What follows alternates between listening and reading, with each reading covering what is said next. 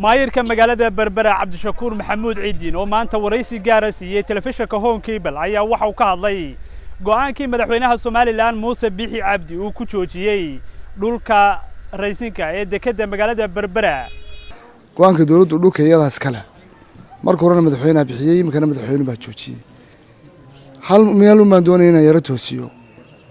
wasiirka sida warqad ugu socotay anigana igu socotaa laakiin wasiirku waxa iska yara dhex galay sida hadalkiisa ka muuqatay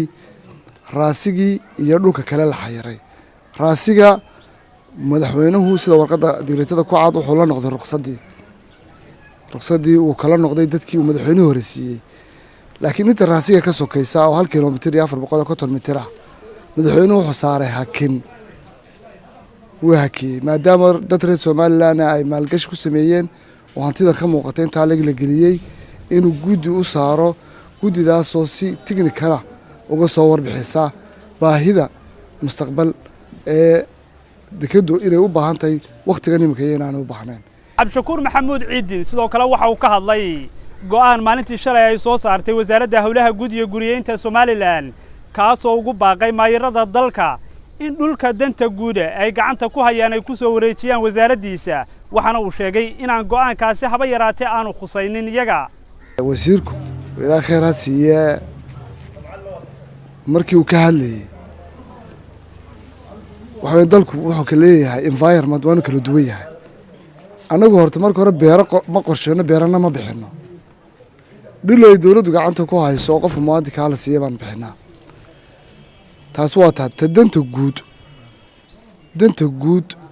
roolkeeda iyo responsibility-ga mas'uuliyadda anaga leh ma laha hawlaha guud ma laha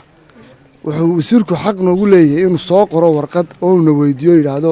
waxa loo baahan yahay in la dhiso jaamacad laga dhiso magaalada Berbera dhulka inta leeg baan u baahanahay 500 oo dan guuda dawlad u diyaar dhulka anaga diiwaanka ku hayna danta guudna anaga qorsheyna anagana jarnaa مسؤوليتنا كم تاعي هدي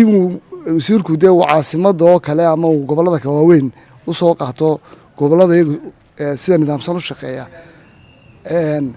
ده ويكير خلدنته واحد هذا جوان كاشل وزيرك صوت صار أنا كنا مقصود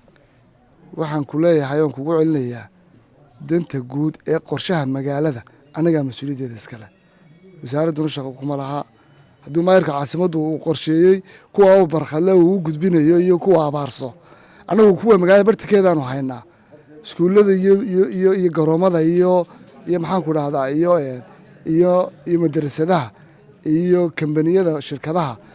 rool buu leeyahay wasiirka hawlaha guud roolka anagu ma maamulo shaqada kuma lihin Xasan Suleymaan Haruun Xasan Galeyd telefishinka Home Cable magaalada Berbera